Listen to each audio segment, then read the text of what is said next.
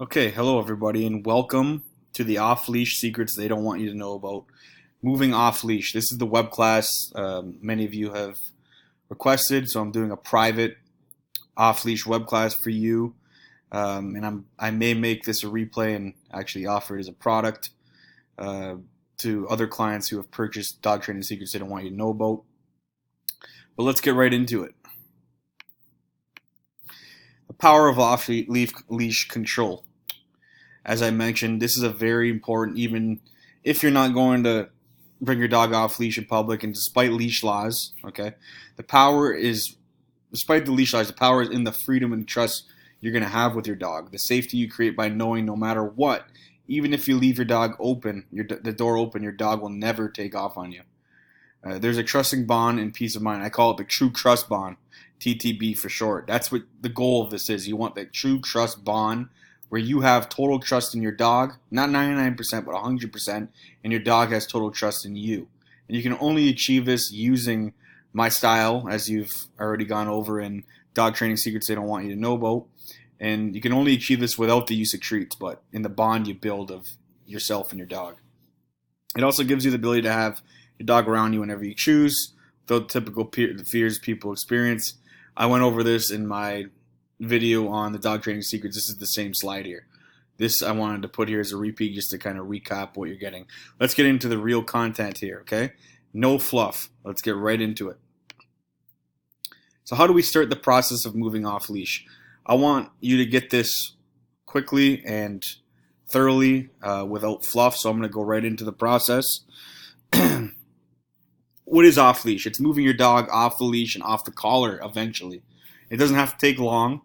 Many of you are already doing this. You're trying your dog without the leash. You're doing down commands with the leash on, and you have to give a down command correction sometimes. But what you want to do is you want to test that out. You want to do it down without the leash. You want to drop the leash, okay? And many of you are doing that now. But here's a step-by-step process. This is for the people that maybe aren't getting it so quickly, and they want all the advancements and all the benefits of having that off-leash control and really want to take it to the next level. So how do we do it? You only want to move off-leash once your dog is perfect in those three major commands on leash.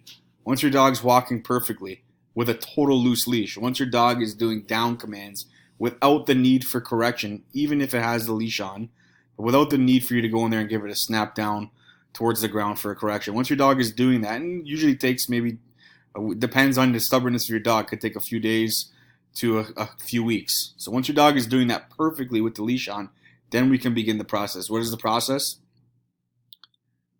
You're doing everything right now with the leash in the prong on, right? So what you want to do is you want to remove, the first step is don't remove all the equipment. We want to wean the dog off. Just like, say, if you're on a pill of some sort, like a steroid, whatever somebody's on, you always want to wean it off slowly. You go from 2 pills to 1.5 pills, then down to 1 pill, then down to a half, down to a quarter, and finally down to nothing. It's similar to how we're going to wean the dog off the chain so they don't become collar smart. I'm going to go over that in another slide. But what you want to do is take just the leash off, but leave the prong on. Give the dog a down. Great. He does the down. Perfect. Remember, don't overbear the dog. Do it in real life. You're going outside to get the mail, put a dog in a down. Without the leash this time. All right, we're testing the grounds here. Remove the leash, do it down, leave the prong on. Leave just the prong collar on, just so we don't want to take it all off right away. We want to wean the dog off. Great, he does it. Perfect. You go about your daily life, you want to go eat dinner. Great, put the dog in a down. He goes down without the need for the leash. Perfect. Great. You do this, you have a couple days of this. Perfect. But say that one time the dog maybe doesn't go down for you. Well, you still have the little chain hanging from the prong. You don't necessarily need the leash. Give the correction with the little chain hanging from the prong, the little area. You can just even get your fingers under the prong and use that as the corrective. But now the dog's getting used to not having a leash dangling around, okay? So you still leave the prong on for this. You're doing it all the same now. but you're doing everything without the leash, okay? But if you do need to make a correction, I call a maintenance correction, you can still get under the dog's leash with just your hand and just pull the thing that dangles, or you can just, again, grab your fingers underneath the prong and give the down correction. You won't need to do this as much, but this is the process. So for about a week, or until you see the dog is perfect without the leash on the down command, you're going to leave it off. And now the only time that you go back to the leash, it's like a correction. You're kind of putting the leash back on. If the dog is doing a couple of days of not listening to you, well, guess what? The leash goes back on. He's realizing that, okay, if I'm not listening, I get more and more constricted. But as I listen more, I get more and more freedom. Does that make sense, guys? So the better the dog listens, its reward is more freedom. So it's without the leash now, okay? So if he stays good and he's performing 90-95% without the leash, we're going to remove the collar entirely. But let me go to the next slide first. The whole point of this is to prevent the dog from being collar smart. Collar smart is the dog being great in front of you with the collar and leash on, and as soon as you remove it off, it's like it's never had training. So the key is you want to slowly wean the dog off it. So again, start by just removing the leash. Do everything that you did with the leash on, but make sure he gets that 90-95% success level of doing it without the leash. And if you need to do the odd maintenance correction of just grabbing the dog underneath the chain and giving a down correction, or something, you know what I mean, just pulling the dangler, the metal piece that dangles, that's fine. But how do you do it when you're walking the dog around the block without a leash? We're going to do the same thing, but we have a tool that's going to help do this. But right now I just want to focus on the down. Wean the dog off the collar slowly by taking the leash away first. Get him perfect without the leash. And then eventually, once the dog is great without the leash and gets to the prong, remove the prong and do the same thing. Stay down without anything on. Not even, you can maybe put their little name tag collar on, a little nylon collar on at that point if you want. But you don't need anything if you don't want. So you remove the prong now, and then the dog is free, right? Give him a down. He goes down, great.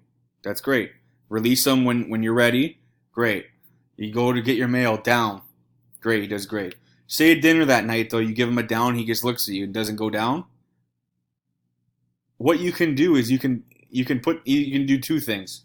You can put the collar on the dog again as a correction. Say, okay, you don't want to go down, here comes the collar again. Go get the collar out from where you keep it, put it on the dog, snap him back down into place. Leave him there for a couple minutes. Release him, then praise him for being a good dog and staying. Remove the collar again after that. Remember, it's like the collar at this point now is kind of like a timeout. If it doesn't go down, the collar goes back on. You get more constricted. But if you go down, you're free of the collar. So the dog understands this after a couple days. That's how you prevent a dog from being collar smart. I'll show you ways you can correct without the collar as well. But right now, let's go on to the next slide. To emphasize the point of weaning the dog off slowly. Don't get too far ahead of yourself and take all the equipment off. Start with just a leash, get perfect with that. If you need to do the odd maintenance correction with just the collar and get your hand under there, give it the collar, great. Once it's perfect without the leash on for the down, take the whole collar off. A dog's free now. Give downs without that. The second that dog does not listen without any equipment on, put that collar back on for the next command. Okay? The next command, even 2 commands. Then remove it again. See how the dog does. If he still isn't listening, put it back on again. And remove it. Then your dog may be listening better at that point and will realize, okay, I'm free when I'm listening. I have nothing on me. I don't need this stuff when I'm listening. So that's how you slowly wean the dog off. Again, this is just the benefits of off-leash control, just to reiterate the point. The freedom is your dog's greatest reward. Remember, freedom from the equipment is a reward for the dog. The second he doesn't listen, well, the equipment gets right back on. That's how you do it, and the dog understands that very clearly. It's great to be the person who has that perfect dog. With one of the benefits of off-leash control. Enhances your quality of life and builds that true trust bond that I talk. That is the ultimate goal with every dog, is you want to get that true trust bond. That is the key, and that's when you have perfect trust in your dog, not to run off on you, not to go over there, not to go chase the cat across the street. When you have that trust bond, that's the key. That's what we're working towards, because it gives you peace of mind, and it gives you more opportunities to enjoy your dog fully without worrying it'll run off on you. All right, let's go on the next slide. Now here's what we're going to do. We got the down command, how to wean the dog off the leash with the down command. Now this is powerful. This is the main point when you want to wean the dog off the leash when you're outside walking the dog or outside with your dog amongst distractions. So we're going to, this is the power of using your leash, but with it not attached to your dog. How does that work? How can you use your leash with it not attached to your dog? How does that make sense? Well, we're going to get right into it right now, and this is how I'm able to get a dog off leash trained so quickly. It's because I use this. So it's always start in the lowest level distraction, right? You want to do this in your backyard to start. You don't want to go to the dog park right away when your first day removing the equipment. You want to do this in your backyard in a controlled environment with just you and the dog to start, okay? The first day, just do you and the dog in your backyard. Next day, bring in a couple family members. But you always want to start slow and then build the distraction levels up, okay? As I showed and talked about in my dog training secrets they don't want you to know about. Same thing here, but now we're doing without the equipment. So what can you do here? How can you use the leash when it's not attached to the dog? Well, first thing you're going to do is you're just going to take the leash off. We're not going to take the leash and prong off, just the leash, and you're going to hold the leash in your hand. Don't throw it out or put it away yet. You hold it in your hand. Your dog's off leash now. Have it walk by you. So you can, okay, let's go back a step. You can do that right away, or if you want to take the real slow route, just drop the leash. So you have it in your hand, you just drop it. It's attached to the collar still, you just drop it. The dog walks around you and you have it walk near you. You can drop it if it makes you feel safe. That way, if the dog runs away, you can step on it. But what I do is I normally just detach the leash and we go from there. Two options again. You can drop the leash and leave it on the dog and let it drag, or you can totally remove it. Either way is fine. If you want that extra control, if you have a really fast dog that wants to bolt away, sure, leave it attached, but you can remove the whole thing and just leave the prong collar on the dog. What we're going to do is this. You're going to walk. Remember the walking exercise, no pulling on the leash, walking back and forth in your backyard? You're going to do the same thing here, but you're going to drop the leash or totally remove the leash, and you're going to hold the leash in your hand, or maybe a sandal or an object that you can throw. Remember the come exercise? This is no different than the come exercise, but outside without the constraints of your house and outside walking in a walking manner and your dog walking you. So the come command is the start of the off-leash control, as you guys all did. That's why a lot of you are able to get to that point. But those that want the advanced way to do this, step by step, here it is now. Walk with your dog back and forth outside. If it thinks it can go off and sniff the smells to the right or go get its ball to the left while you're doing this exercise, guess what? With the leash in your hand, again, if the leash is detached from the dog, you have the leash in your hand. That's now a throwing object. You can use a sandal. You can use a beanbag. I list my favorite objects in one of the slides coming up. But for this example, let's just say you remove the leash totally, and you have a little more confidence in yourself that it's not going to bolt off on you. You have the leash in your hands, just the prong collar on the dog. Again, we're weaning it off slowly, just the prong collar on the dog. And you're walking. You're going, okay, let's go. It's walking next to you, back. When you do a loop to go around, to turn back around and do another 10, 20 paces, you go, okay, let's go. If your dog doesn't come with you, what do you do when the dog doesn't come to you? You throw the object. Okay? What do you do if the dog goes left or right or thinks it can pace in front of you? Let's get it. You go, stay around here is what I like to use, or stay here around. You don't want to use come when you're walking. You just want to use maybe stay around here, or let's go is another good one. You pick the word that suits you. You don't have to use the exact words I use, but you have a word that you use that get your dog's attention to still walk near you.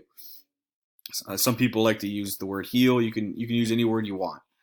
But if a dog goes off course, give it a throw. Throw the leash at it. Show it that it can't go it can't go off your pace. And then when it'll get to, just like we did the come, you remember you have to have the come command down in order to do this. So this won't work unless you have the come command down.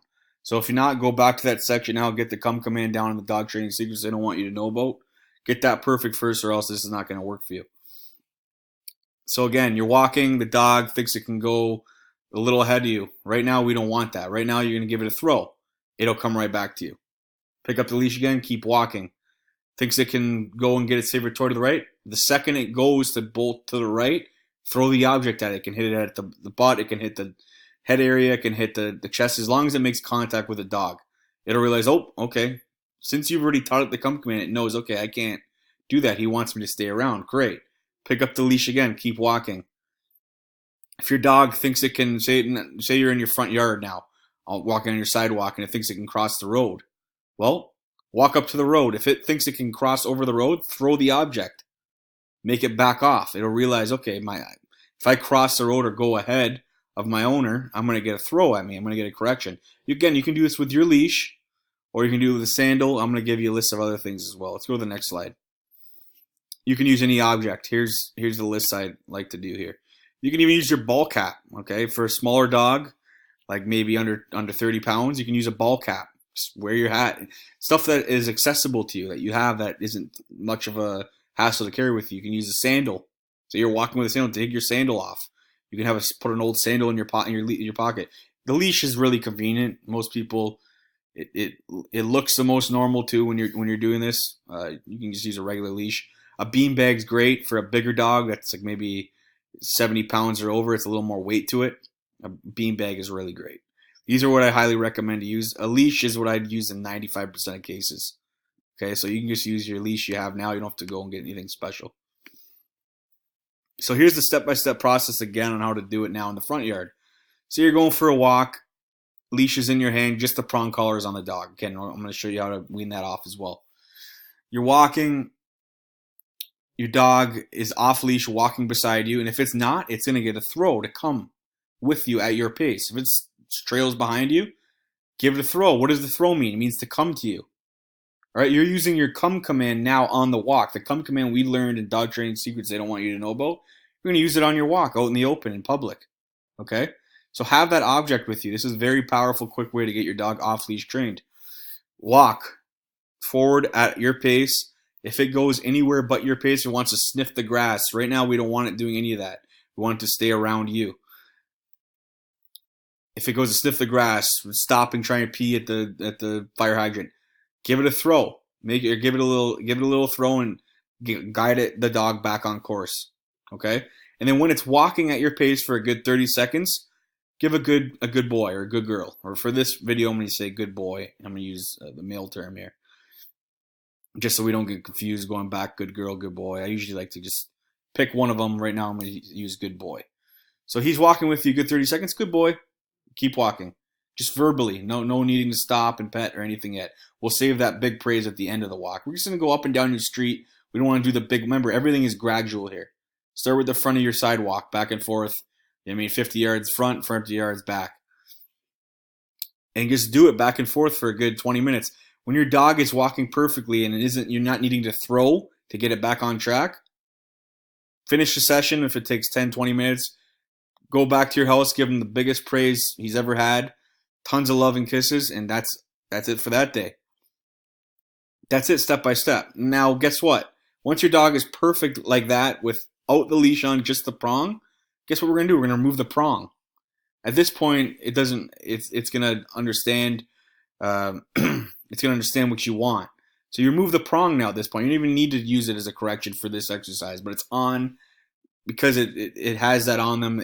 It's a little bit more secure, and they feel a little more that you have a little more control when that collar is on. But when you remove it, they're a little more free. So we're going to test them here now. Same thing. All the equipment's off. Everything. You have leash off. Leashes should be in your hand. And you have the prong. You leave the prong at home. Do the same thing. You go back and forth in your backyard. You start. Then you move to your front yard and do the sidewalk. If your dog thinks it can go left or right or even go near the road, the best way to actually create a boundary line for the road, which I'll give you right now, just a quick one here. I'll go over it in another slide, but walk to the side of your driveway and right before the road.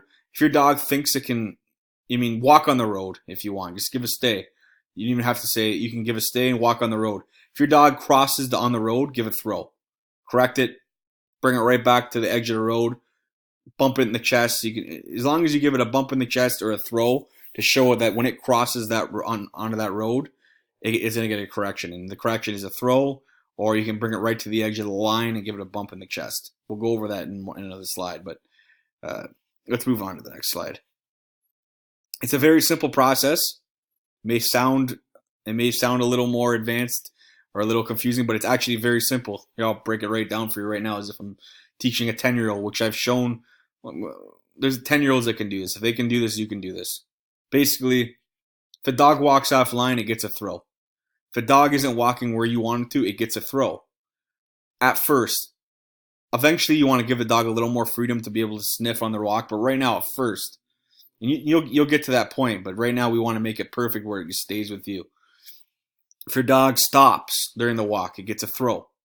If it goes too far ahead of you, if it sees a neighbor it loves up the street and wants to go ahead, perk its ears up and try to go to him, well, you correct the body language. It gets a throw.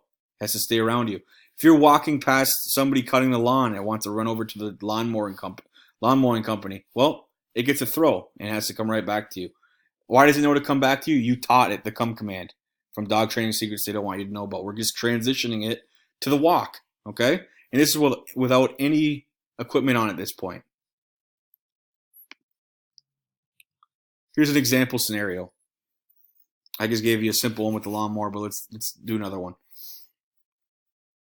Say you're walking down your street and your dog always loves to sniff, and these dogs just go crazy and bark at your dog. What you want to do is you want to take it to that scenario after you've gone a little bit of, in your front yard and backyard. You want to take it to that scenario maybe in a couple days across that crazy dog house that has the dogs that always bark at your dog. You want to walk past the dogs, that crazy house with your dog off leash in your hand, prong collar left at home. There's no equipment on your dog right now. You walk past that crazy house, these untrained dogs start barking at your dog. If your dog even looks at that house, give it a throw. You want to correct anything but walking at your pace. If your dog thinks it can go on the grass to see what's up, give it a throw and keep it back on track. Okay? So there's a simple scenario there. As I always mention, start around your house and gradually move up distraction. So start in your backyard to start.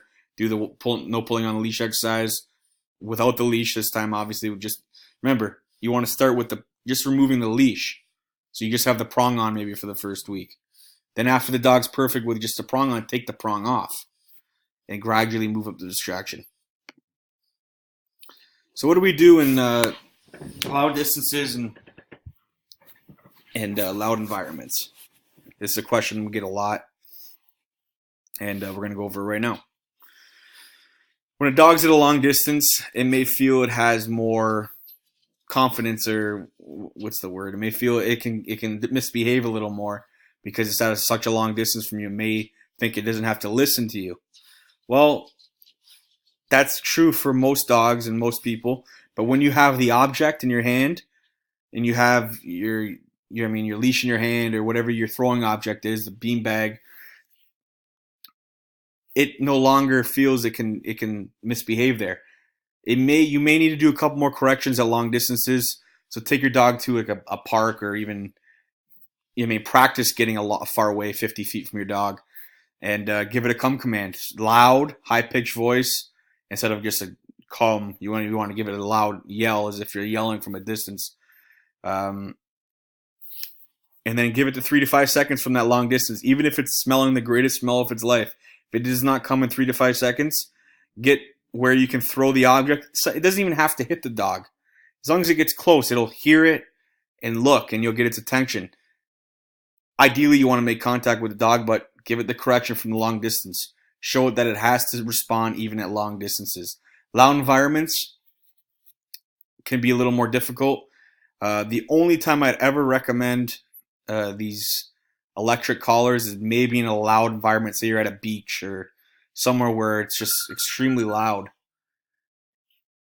You could put one of those little collars on. I would only leave it on vibrate just to get the dog's attention. Okay, that's the only time I would use it. But you can do the throw in that environment as well. But at a long distance in a loud environment, you could put it on the vibrate function and just get the dog's attention. It'll understand when it vibrates, it has to look at you, and you give it the command. Another important thing for long distances in a loud environment is your hand signal. The hand signal for your come command is a point, whatever you use when we did in Dog Training Secrets we don't want you to know about. whatever you use there is the hand signal. Be really exaggerated from a long distance in a loud environment.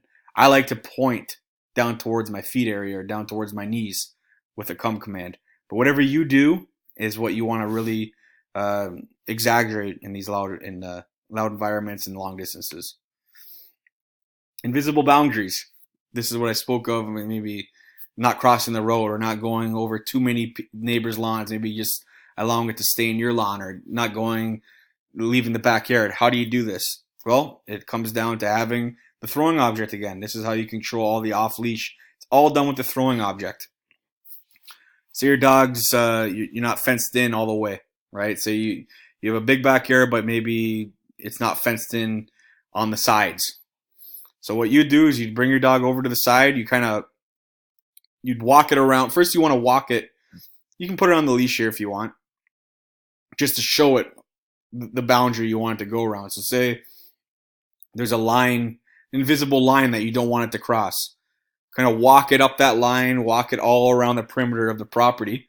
And if it crosses that invisible line, give it a throw. Say, stay back, back off. If it crosses it again, back off. It's going to realize within that invisible line area, you don't want it to cross. If you keep throwing, giving the back off or whatever the word you want to use, no, you can use no there. I like to make a situational word. So stay back, right? You don't want it to go past it, so stay back, or back off is one of my favorites for boundaries. You can give it the as much freedom as you want. If there's maybe an area of your backyard that has a couple trees and there's a line that you don't want it to cross, or there's a garden that you don't want it to go near or go past, or maybe behind your shed, create a boundary line there. What do? Take your throwing object, give the dog the opportunity to try and make that mistake and go behind there. When it does start moving towards that direction, give it a no or a back off and throw the object, and it will stay back. Okay. The other way you can create a boundary line is, say, at the front door. You don't want the dog to go at the front door. Bring it to the edge of the boundary line, which is right at your front door, and bump it in the chest. Two or three strong bumps. One strong bump ideally, but if you're not as strong, maybe two or three bumps right at the boundary line and say no when it's going to cross it. Make it uncomfortable to go past that boundary line. I like, even at the road, say if you're going across the street or you're on your front lawn and you don't want the dog to run onto the road, bring it right to that boundary line, give it a couple bumps in the chest. Throw its favorite ball into the middle of the road. Its ears will perk up. Give it a couple bumps in the chest. And go and get your ball and come back and praise him for not going. Throw the ball on the road again. If he even attempts to go, you can do the bump in the chest or you can do a throw. If that dog goes past that line, it's going to get a throw. Right? And it's going to come right back to you. And if for whatever reason it doesn't, if it breaks and goes past that line, go grab the dog, bring it all the way back to the line, right at the edge of that curb, 2 bumps in the chest, and do it again until it does not cross it. So you have 2 ways to create a boundary line here. You can do the bumps in the chest right at the edge of the line, or you can do the throw. So the second you throw the dog's ball on the road, second it goes to run for the ball, like a good 10 feet away from the road, you give the throw right and make sure it hits him. It'll jolt them out of that mentality to run after the ball, and it'll stop in its tracks. Then when it stops and it's just looking at the ball in the middle of the road, you praise the dog for being a good boy and not for going after the object. Okay? Hiking, same thing. Same thing as a walk. You want to keep it next to you. You don't want it running off and sniffing all the animals and trying to chase people on the hike. You want it to stay around you. Anytime it ventures off where you want it to be, give it a throw. You can use the leash. You can use a twig if you want there. Just make sure it doesn't hit the dog in the face. Any object you have, you want to use it to keep the dog on line. If it goes too far to the left, hey, stay back around here. Stay around here. Hey, come over here. Throw, it'll come right back to you. So again, we're using the come command that we learned, but we're using it to transition the dog off leash. Taking your dog to the mall or a public place with a lot of foot traffic. This is one of my favorites. You take your dog to one of those outlet malls outside, or any mall that's dog friendly. You want it to be, before you do that, you want to really get it perfect in the other less distraction environments. But you would do the same thing here. You'd start with just the prong on here. Just have the prong collar around the dog, and you have the leash in your hand. And anytime You can even, I mean, you can do it at a less busy time to start, and again, build up. But you want to remove the leash again, just walk. When the dog goes offline, give a little throw of the leash, give a little throw of the beanbag, little throw of your. If it's a little dog, just take your hat and drop it near it so it backs back off to you and stays in line with you and doesn't run up to every single person. That's how you would do it. And at this point, with everything you're doing on your walk and at home, it'll be pretty much perfect here. Just might need a couple maintenance corrections. Golden rules of off leash. It's very simple. Again, very, very simple. There's nothing really complicated about it. It's you're walking, you're slowly weaning the dog off the collar again. You take the leash off first, make it perfect like that. Then you take the prong off and then get it perfect without that. If for whatever reason during the process it starts disobeying, put that prong back on. Right? And then if it disobeys there again, well, put the leash back on, goes back. But as soon as it's good again, you take it off. Then you go back to normal. It's going to realize it's kind of like a punishment. Okay, when I'm bad, I get constricted. When I'm good, I get this freedom. Dogs love freedom. So they're going to realize after a week of this that, okay, anytime I go offline here and don't respect my master's rules and boundaries, I get constricted. But if I can, it takes some, a couple days to a week or sometimes 2-3 weeks to understand and what you want and register it all. But just realize anytime they misbehave, go back to the leash. And then when they're good for a couple times, take it off again. And they're good. And then again, you have the throw object. At this point, you have the throw object anytime they go off. So you're walking up and down your street. The dog wants to sniff and maybe sniff its favorite spot. Well, right now you don't want to do that. Remember, it's what you want to do right now. The dog wants to follow you on the walk. So you don't want to stop. Don't confuse it and let it do it. You don't want to stop there. So you keep walking. If it stops or thinks it can stop, give it a throw and say, let's go. Pick up the object again, keep walking.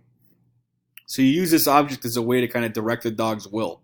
Instead of the collar, we're using the throw object, whether it's a hat or a leash, but you're throwing it. And eventually you won't need that. Again, you wean off the throwing object. But it's always good to have a throwing object in your pocket, your leash in your pocket, just in case as a maintenance correction. Maintenance corrections means maybe once every 6 months you may need to do a throw if the dog's at a really far distance and it has this really great smell. You might need to give the come command and it doesn't come. We'll give it a throw and it'll come. So that was a little quick recap of everything there. If you have any questions, you have the unlimited coaching again. You can click the little Facebook icon and you can ask me any question you want on that. But it is very simple. Basically, use your throwing object, and that's how you do it with this. That's how I'm able to get every dog off leash trained so quickly and off the need for these devices and prong collars and all that. They're temporary they're temporary tools. Okay, you want to get them off it. You want to wean them off slowly, meaning take the leash off first, then eventually the prong, and do it slowly. Once they're perfect with off the leash, great. Get them perfect with just the prong. Once they're perfect with just the prong, take off the prong.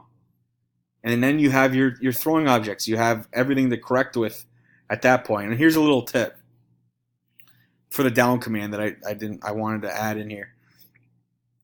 Say it's been 2 months and your dog's been perfect on the down command off leash.